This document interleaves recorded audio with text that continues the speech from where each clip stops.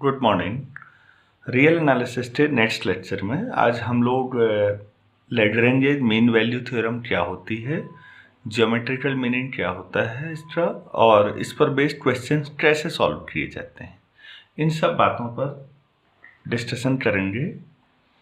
एक क्वेश्चन मुझे एक बुक में मिला था जो 12 के लेक्चर पर डिपेंडेंट था और मुझे ऐसा लगा कि ये बताया जाना चाहिए आपको। तो देखिए, क्वेश्चन रॉलिस थ्योरम पर बेस्ड है, लेकिन रॉलिस की हेल्प से हम रूट्स पे कितना अच्छा डिस्कशन कर सकते हैं इसका एक और एग्जाम्पल देखिएगा। एफ एक्स आपको दिया हुआ है A X to the power 5 plus B X to the power 4 plus C X cube plus D X square plus C X. A B C D E जो है वो रियल नंबर्स हैं और जो ये एफ एक्स है उसका एक पॉजिटिव रूट है, मान लीजिए अल्फा है। तो इनमें से कौन सा स्टेटमेंट सही है?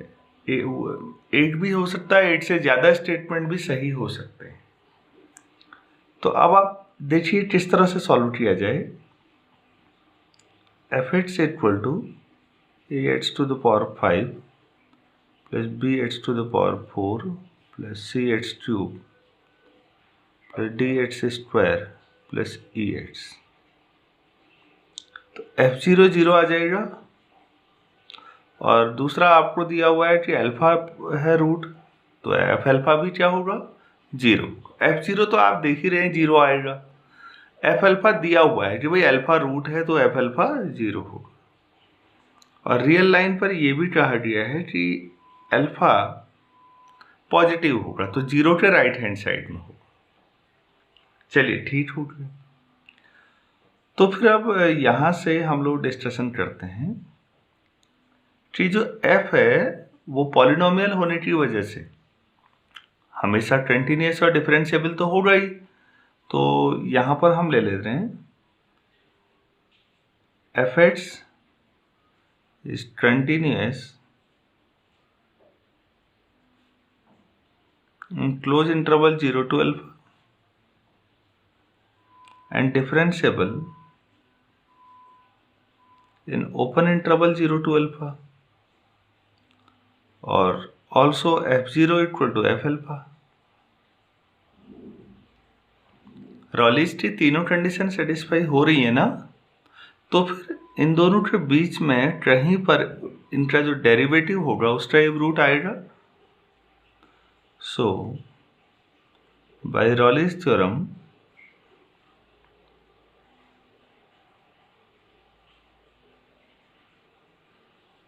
there exists at least one root of f dash x equal to 0 in open interval 0 to alpha। तो अब पहले ऑप्शन पे जाइए, उस रूट को अल्फा 1 नाम दिया है, तो F dash X equal to 0 has root alpha 1 such that alpha 1 lies between 0 and alpha. तो ये सही है या नहीं? ठीक है। तो अल्फा 1 आपके पास जो पहला है वो सही है, इसमें कोई डाउट अगर आपको हो तो प्लीज आप कमेंट करिए, नहीं तो मेरे ख्याल से समझ में आ गया होगा। अब ये देखिए, जो क्वेश्चन है वो 5 डिग्री पॉलिनोमियल है हमारे पास। क्वेश्चन कैसा है? 5 डिग्री पॉलिनोमियल है, तो इसके 5 रूट होंगे, रियल हों या कॉम्प्लेक्स हों। सारे कोफिशिएंट रियल हैं, तो अगर कॉम्प्लेक्स रूट हुए भी तो वो पेयर में होंगे। आपने पढ़ा होगा अल्फा प्लस आई बीटा, अगर कॉम्प्लेक्स रूट है तो अल्फा माइनस आई बीटा भी होगा, लेकिन ऐसा तभी होता है जब पॉलिनोमियल के जो कोफिशिएंट्स हों वो रियल हों। ये पेयरिंग वाला जो है ना कॉम्प्लेक्स रूट्स का, ये कब सही है लॉजिक? जब कोफिशिएंट क्या हो? रियल नंबर हो। तो पॉलिनोमियल के सारे कोफिशिएंट रियल हैं, तो अगर कॉम्प्लेक्स होंगे तो वो कैसे होंगे? कैसे होंगे सोचिए? पेयर में होंगे। पेयर मतलब कंजुगेट। अल्फा प्लस आई बीटा, अल्फा माइनस आई बीटा, इस तरह से होंगे। चलिए ठीक है। अब एफ डैश एक्स जो होगा वो कैसा होगा, 4 डिग्री पॉलिनोमियल होगा, और एफ डबल डैश एक्स कैसा होगा। Now F x is a polynomial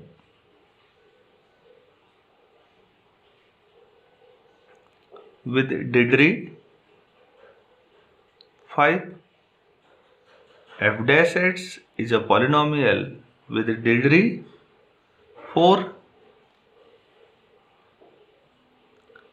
F double dash x is a polynomial with degree 3.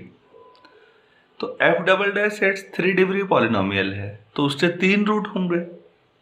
तो 3 होंगे तो या तो 2 केस हैं, या तो तीनों रियल होंगे, या फिर अगर ट्रॉम्पलेट्स की बात करो तो ट्रॉम्पलेट्स तो कंजुगेट में चल रहे हैं, पेयरिंग हो रही है, तो चलो 2 ट्रॉम्पलेट्स हो गए, तब भी 8 तो रियल ही बचेगा ना। तो एफ डबल डैश एक्स का हर हालत में 8 रियल रूट होगा या नहीं होगा, आप सोचिए। क्योंकि ट्रॉम्पलेट्स होने के लिए या तो 4 होते फिर, या 2 ही होता। अब 3 रूट आ रहे हैं, कॉम्प्लेक्स रूट पेयर में ही होते हैं, तो 8 रियल रूट तो होगा ही ना, और हो सकता है तीनों रियल हों। तो अब यहाँ से लॉजिक हो गया कि F double dash X equal to 0 has at least 1 real root. आपको ये भी समझ में आ गया होगा कि एफ डबल डैश एक्स के 2 रियल रूट होने जरूरी हैं। अब आप ही बताइए, मान लीजिए एफ डैश एक्स के 2 रूट हैं, एफ डैश एक्स यहाँ भी 0 है, F dash X F dash single dash है, एफ डैश एक्स यहाँ भी 0 है, तो इसके 2 रूट होंगे, तो उनके बीच में एफ डबल डैश एक्स का एक रूट आना चाहिए, और ये तो आ ही रहा है, F double dash X has at least 1 real root. तो एफ डबल डैश एक्स अगर 8 रूट है, तो एफ डैश एक्स के 2 रियल रूट होने जरूरी हैं या नहीं है। रॉलीज, किसी फंक्शन के 2 रूट्स के बीच में उसके डेरिवेटिव का एटलीस्ट 8 तो रियल रूट हो गई, अगर वो रॉलीज की कंडीशन को सेटिस्फाई करता है। पॉलिनोमियल है, यहाँ तो कंटिन्यूटी और डिफरेंशिएबिलिटी कोई मुद्दा ही नहीं है, तो इसका मतलब फिर तीसरा ऑप्शन भी सही है क्वेश्चन का, कि F dash X has at least 2 real root. भाई एफ डैश एक्स के 2 रियल रूट होने जरूरी है, तभी तो एफ डबल डैश एक्स का कम से कम एक रूट आएगा। तो इस लाइन से फिर आप नेक्स्ट लॉजिक की ओर जाइए। तो अब आप ध्यान से देखिए, हमारे तीनों ऑप्शन शुरू के सही है, तीनों सही हैं, तो फिर ऑल ऑफ दीज हो गया। उम्मीद है आपको समझ में आया होगा क्वेश्चन, जिससे आपने एक छोटे से लॉजिक से सारे रूट्स के बारे में न्यूनतम जानकारी हासिल कर ली। हमने क्वेश्चन सॉल्व नहीं किया, रूट्स के बारे में मिनिमम इंफॉर्मेशन हमने प्राप्त कर ली। तो ये कल के लेक्चर पे रह गया था, एक क्वेश्चन मुझे दिखा था, मुझे लगा कि कर लेना चाहिए। अब हम Lagrange's mean value theorem start करते हैं। अब हम लोग फर्स्ट मीन वैल्यू थ्योरम या लैग्रेंजेस मीन वैल्यू थ्योरम पे बात करते हैं। सबसे इम्पोर्टेंट जो थ्योरम्स हमारे पास हैं मीन वैल्यू थ्योरम्स में, उनमें से ये एक फंडामेंटल थ्योरम मानी जाती है। रॉलीज की जो 3 कंडीशन हमने पढ़ी थी, उसमें जो लास्ट कंडीशन थी, जब F A equal to F B होना जरूरी था, अगर हम उसमें थोड़ा सा कुछ चेंज करें और उसे छोड़ दें, शुरू की दोनों कंडीशन वैसे ही रखें, तो फिर हमारे पास क्या आएगा, जरा देखिएगा। Let F X be a function such that F is continuous on closed interval A B and F is differentiable in open interval A B, then there exists at least one point C in open interval AB such that f dash C equal to fb minus fa upon b minus a। इसमें जिस समय अगर हम रॉलीज की तीनों condition रख रहे हैं, तो F B equal to F A रखेंगे, तो लास्ट जो एक्सप्रेशन है उसी में से एफ डैश सी बराबर 0 आ जाएगा। तो मतलब एक पर्टिकुलर एफ ए और एफ बी जिसमें बराबर होंगे, तो ये रॉलीज बन जाएगी। तो ये उसका जनरलाइजेशन है इन जनरल। और एप्लीकेशन काफ़ी वाइड है इसका, हम कुछ थ्योरम्स भी इस आधार पर प्रूफ करेंगे।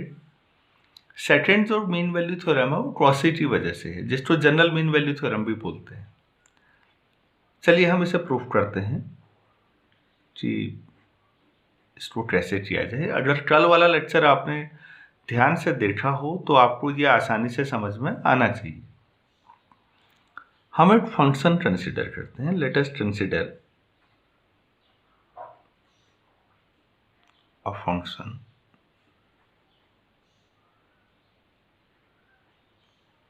phi x equal to fx plus lambda x,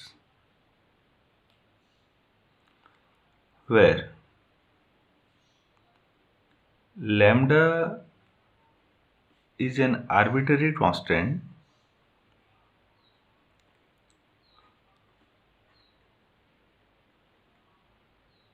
and can be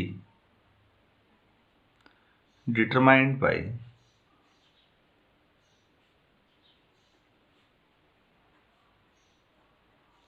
phi a equal to phi b। ये हमारा एज्यूम्शन है कि लैम्डा एक आर्बिट्ररी कांस्टेंट है और लैम्डा कैसे निकाला जा सकता है, phi a equal to phi b से लैम्डा निकाला जा सकता है। ठीक है, देखिए जो लैम्डा इंटू 8 से है, लैम्डा कोई रियल नंबर होगा। फिर अगर लैम्डा इंटू 8 से है तो ये पॉलिनोमियल हुई या नहीं, आप सोच सकते हैं। अगर मैं रफ वर्क के तौर पर आपको समझाऊं, lambda x plus 0x square plus 0x cube, क्या ये पॉलिनोमियल माना जा सकता है? तो फिर पॉलिनोमियल तो हमेशा ही डिफरेंशिएबल है, स्मूथ कर्व है और कंटिन्यूअस है।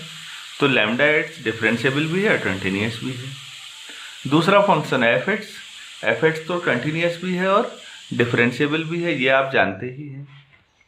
तो दो कंटिन्यूअस का सम कंटिन्यूअस होता है, तो एफ एक्स क्या होगा? कंटिन्यूअस होगा। दो डिफरेंशिएबल का सम भी डिफरेंशिएबल है, तो F X plus lambda x क्या हो जाएगा? डिफरेंशिएबल। तो F X plus lambda X का मतलब फाई एक्स, तो फाई एक्स कंटिन्यूअस भी हो जाएगा, फाई एक्स डिफरेंशिएबल भी हो जाएगा और फाई इक्वल टू फाई भी तो पहले से ही माना है। तो आप बताइए, फाई एक्स ने रॉलीज की तीनों कंडीशन सेटिस्फाई कर ली। बस अगर आपको इतना समझ में आ गया तो थ्योरम प्रूव हो जाएगा। हम इसे 1 मान लेते हैं।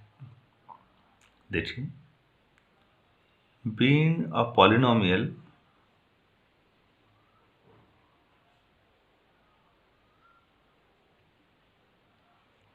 lambda x is continuous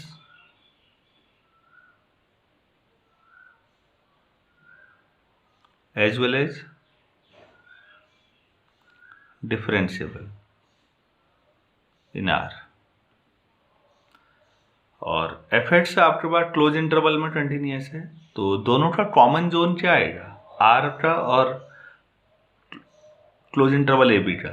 close interval A B ही आ जाएगा।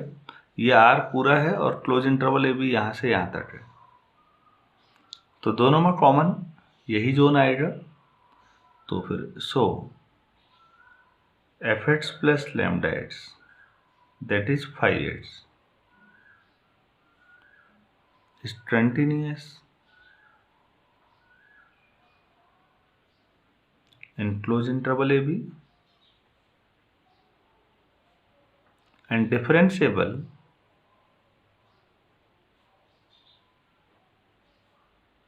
in open interval AB। तो क्लोज इंटरवल में कंटिन्यूअस है, ओपन इंटरवल में डिफरेंशिएबल है। तो फाई एक्स कंटिन्यूअस है, डिफरेंशिएबल है और फाई इक्वल टू फाई भी है। thus phi 8 satisfies all the three conditions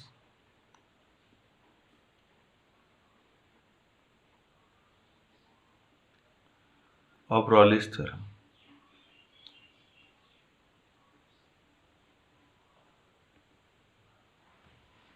तो phi 8 ने सारी कंडीशन सेटिस्फाई कर दी जो रॉलीज की तीनों थी।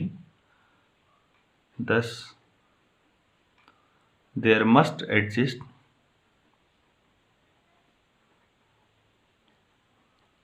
at least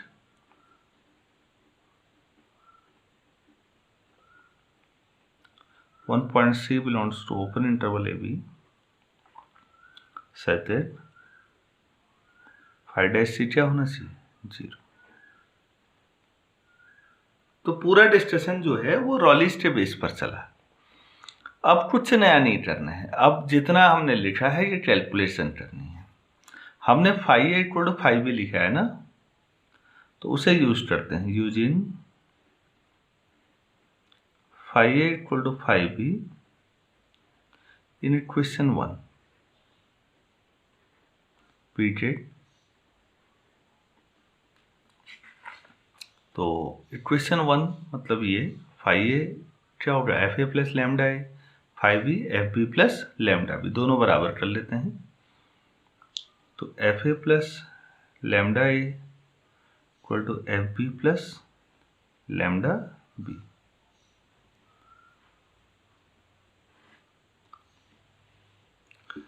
तो माइनस लैम्डा कॉमन ले लेता हूँ, B minus A equal to F B minus F A. तो माइनस लैम्डा कितना हो जाएगा, F B minus F A upon B minus A. इसे हम थर्ड इक्वेशन मान लेते हैं। अब हमें सेकंड का यूज करना है, फाई डैश सी की वैल्यू। तो पहले फाई डैश एक्स निकालना पड़ेगा। तो फ्रॉम 1 फाई डैश एक्स कितना होगा, F dash X plus lambda, X का डिफरेंशिएशन 1। तो फाई डैश सी कितना होगा, F dash C plus lambda, लेकिन फाई डैश सी तो 0 है, तो यहां से एफ डैश सी कितना आ जाएगा, माइनस लैम्डा। यहां पर आपने माइनस लैम्डा निकाला है, तो माइनस लैम्डा की जो क्या रख दें, एफ डैश सी, तो क्या आ जाएगा, from 3 F dash C equal to F B minus F A upon B minus A. तो प्रूफ काफी आसान है। लैग्रेंजेज मीन वैल्यू थ्योरम का जो प्रूफ है बेसिकली वो पूरी तरह रॉलिस पर डिपेंडेंट है। अगर आपने कल वाला जो लेक्चर है वो ध्यान से देखा है तो यहाँ कोई दिक्कत नहीं आनी चाहिए। उम्मीद है आपको थ्योरम का ये प्रूफ समझ में आया हो। चलिए अब हम देखते हैं लैग्रेंजेज मीन वैल्यू थ्योरम ज्योमेट्रिकली कहती क्या है, इसे ध्यान से देखिएगा, ये काफी इंपॉर्टेंट चीज है। मेरे पास कोई एक कर्व है, सपोज ये है, और ये एक्स एक्सिस वाई एक्सिस। यहां पर मान लेता हूं ये ए पॉइंट है, तो ये function Y equal to F X ले लेंगे। तो फिर इस पॉइंट के कोऑर्डिनेट हो जाएंगे ए कॉमा एफ ऑफ ए। हम इस पॉइंट को पी नाम दे देते हैं, और ये पॉइंट बी मान लेते हैं, तो और एक क्यू है, तो इस पॉइंट के कोऑर्डिनेट हो जाएंगे बी कॉमा एफ पी। आप इसे मिलाइए, ठीक है। तो फिर पी क्यू कॉर्ड का स्लोप कितना होगा,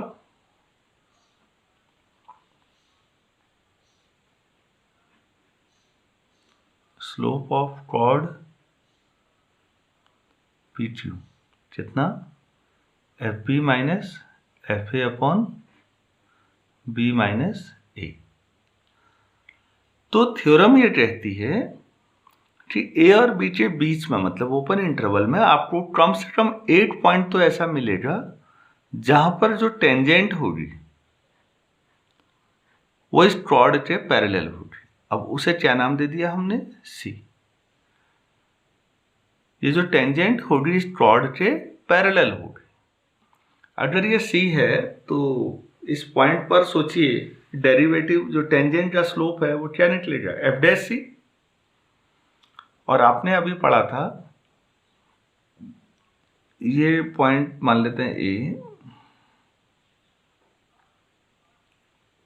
तो यहाँ पर टेंजेंट का स्लोप कितना हो जाएगा एफ डैश सी, और आप कह रहे हैं कि एफ डैश सी इसके बराबर है, मतलब टेंजेंट का स्लोप इसके बराबर पैरेलल बराबर है, दो लाइनों का स्लोप बराबर है तो दोनों क्या हो जाएंगी पैरेलल होंगी।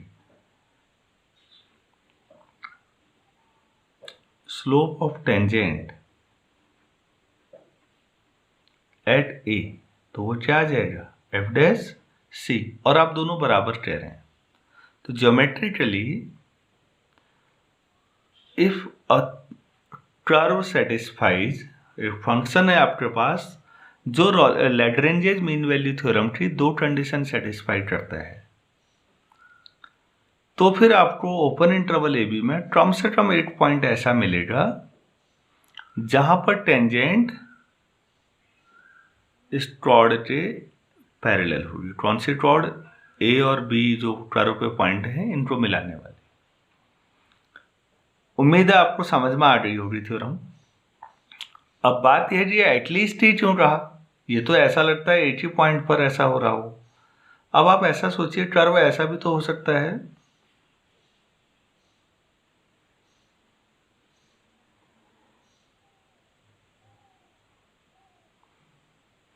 और सपोज ये पॉइंट ए हो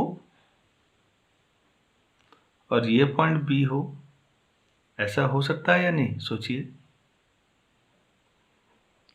अब ए बी आपने मिलाया, ये आया कॉर्ड, इस पैरेलल यहां पर भी हो सकती है टेंजेंट, यहां पर भी हो सकती है, यहां भी ले सकते हैं, यहां भी ले सकते हैं, कई सारे पॉइंट्स आ गए। नहीं, हमें तो ये है भाई कम से कम एक बार ऐसा होगा, ज्यादा कितनी बार होगा ऐसा नहीं कह सकते। तो ये सारे पॉइंट्स हैं जहां पर टेंजेंट का स्लोप और इस लाइन का स्लोप जो कॉर्ड है बराबर आ रहा है, मतलब यहाँ मीन वैल्यू थ्योरम 1 2 3 4 5 5 पॉइंट्स के लिए 5 पॉइंट मिल रहे हैं ऐसा। तो थ्योरम क्या कहती है एटलीस्ट 1 पॉइंट आपको ऐसा मिलेगा जहां पर टेंजेंट का स्लोप कॉर्ड के स्लोप के बराबर होगा। तो मीन वैल्यू थ्योरम जो फर्स्ट मीन वैल्यू थ्योरम है, मैं एक्सपेक्ट करता हूं कि आपको समझ में आ गई होगी। इसका सेकंड फॉर्म भी देख लेते हैं। हमने ऐसी फॉर्म वहां भी पढ़ी थी।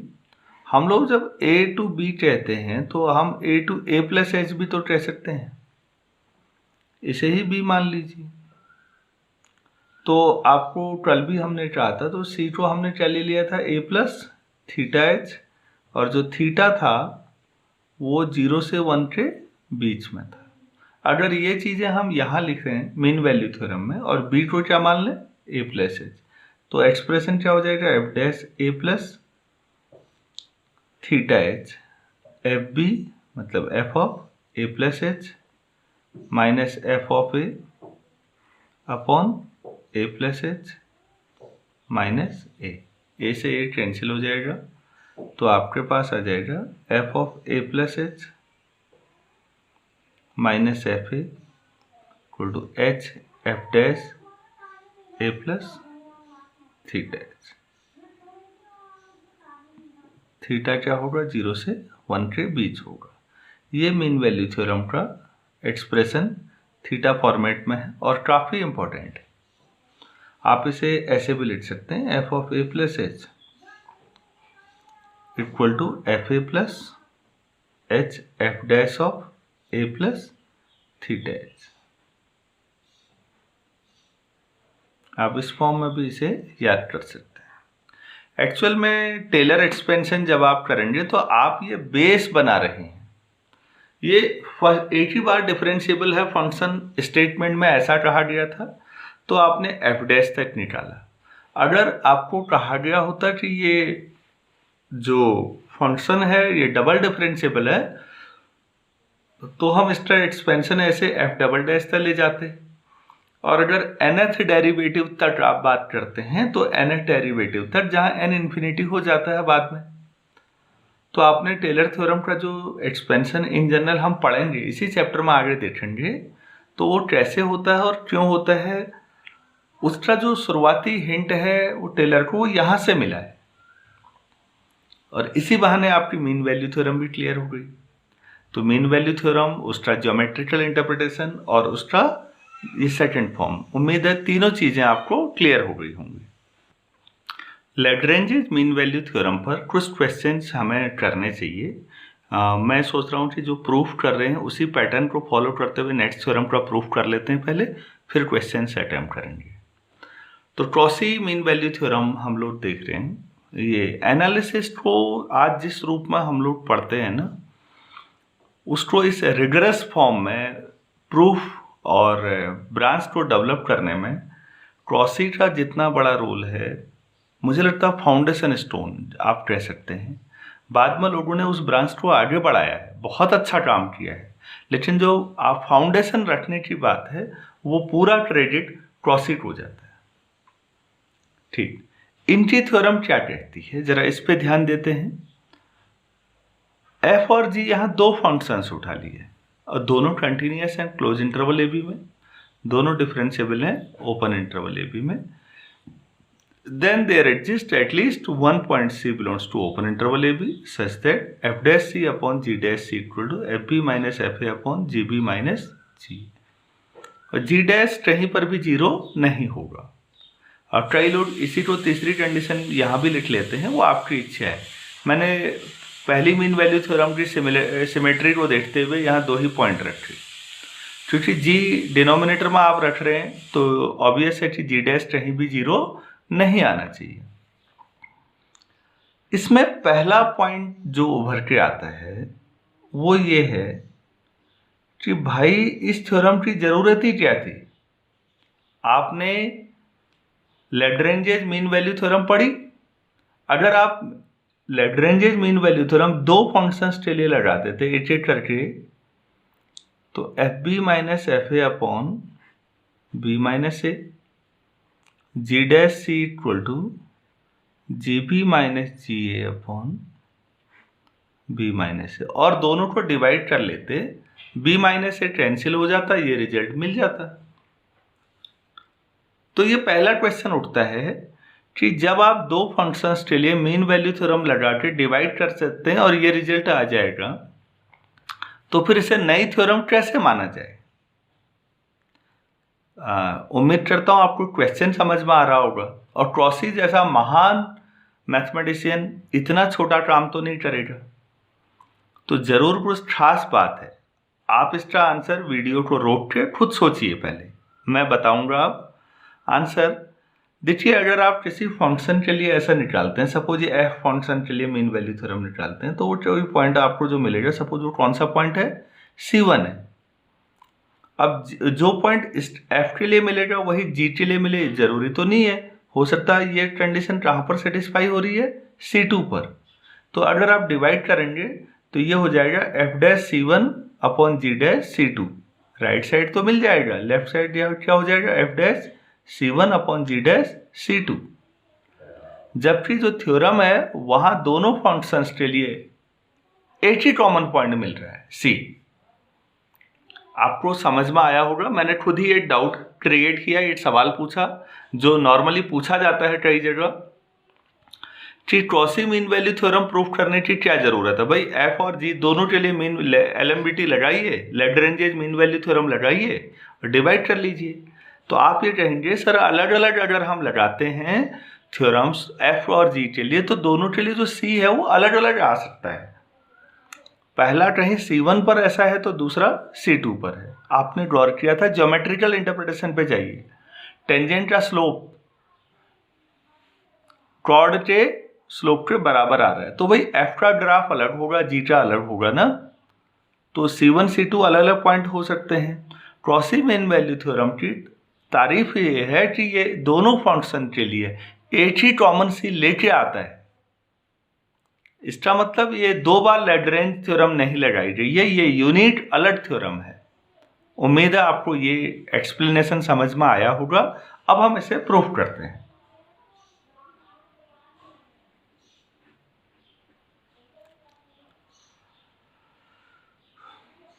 Let us consider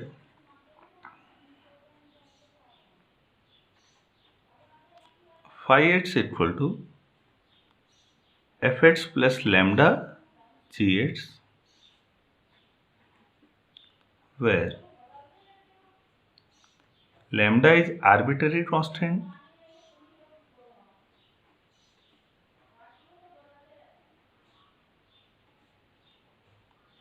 and can be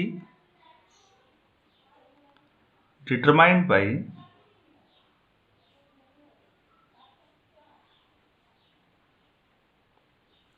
phi a equal to 5. Second equation same है, केवल यहाँ लैम्डा एच था, लैम्डा जी एच ले लिया। हम बाद में देखेंगे जी एच टू एच ले लीजिए, ये थ्योरम पिछली वाली बन जाएगी। इसीलिए मैंने उसी कंटिन्यूएशन में प्रूफ करना उचित समझा क्वेश्चंस के बजाय। सारी चीज़ें वही हैं, फंक्शन ये कंटिन्यूअस है, ये कंटिन्यूअस है, तो लैम्डा जी एक्स भी कंटिन्यूअस होगा। दो कंटिन्यूअस का सम भी कंटिन्यूअस होता है, तो फाई एक्स क्या है, कंटिन्यूअस है। दो डिफरेंशिएबल का सम डिफरेंशिएबल है, फाई एक्स डिफरेंशिएबल है। तो भाई फाई एक्स ने रॉलिस की फिर तीनों कंडीशन सेटिस्फाई कर ली और डिट्टो सॉल्यूशन है पूरा जैसा आपने पिछली थ्योरम में पढ़ा है।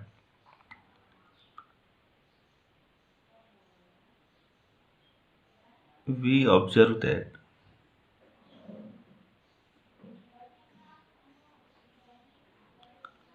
phi x is continuous in closed interval AB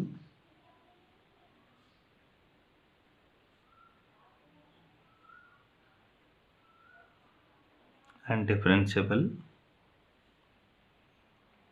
in open interval AB।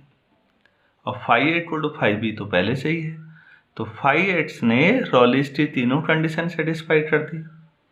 Thus, phi x satisfies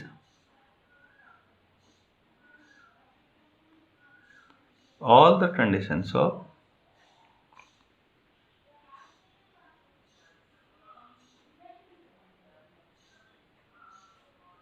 Rayleigh's theorem. So, there must exist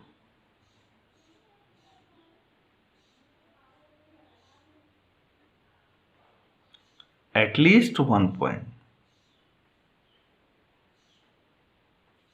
C belongs to open interval AB such that phi dash C equal to 0, ऐसा होना चाहिए।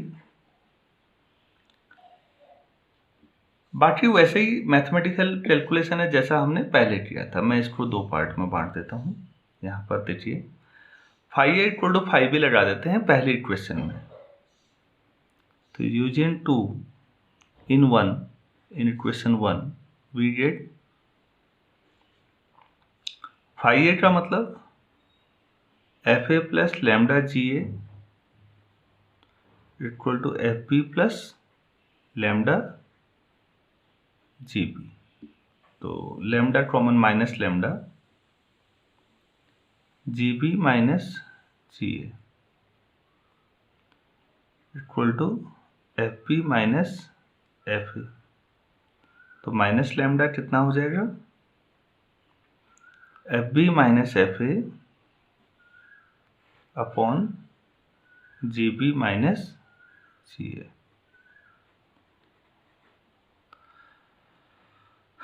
दूसरा phi dash X F dash X plus lambda G dash X. तो phi dash C क्या मिलेगा, F dash C plus lambda G dash सी। Phi dash C कितना है, 0।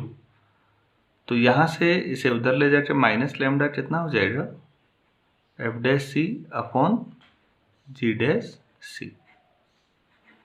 आप 4 और 5 को इक्वेट कर लीजिए, आपको प्रूफ मिल गया। तो प्रूफ में ऐसा कुछ भी नहीं था, आपने ड्रॉ किया होगा, ये तो वही प्रूफ हो गया। इसीलिए मैंने एक साथ ही दोनों को करा भी दिया। आपके सिलेबस में मीन वैल्यू थ्योरम के नाम पर ये दो थ्योरम्स हैं। इसमें सीखने के लिए दो चीज़ें हैं। पहला, ये दो फंक्शंस के लिए एक कॉमन पॉइंट ढूंढती है। अगर आप एक एक करके लगाते पहली मीन वैल्यू थ्योरम, तो पहले के लिए C1 कुछ और मिलता, दूसरे के लिए C2 कुछ और मिलता। तो उम्मीद है आपको ये बात समझ में आई होगी। और दूसरा, जो एक्स्ट्रा हमने प्रूफ लिया है, अगर आप यहाँ पर जो सेकंड फंक्शन है उसको आइडेंटिटी फंक्शन ले लें, g(x) ले लें, तो ये पूरा एक्सप्रेशन दोबारा पिछले वाले में कन्वर्ट हो जाएगा, लैग्रेंज मीन वैल्यू थ्योरम। बस इतना ही समझना है थ्योरम्स में। उम्मीद है आपको दोनों थ्योरम समझ में आ रही होंगी। अब हम लैग्रेंज के ही क्वेश्चंस पहले स्टार्ट करेंगे, बाद में कॉची पे जाएंगे।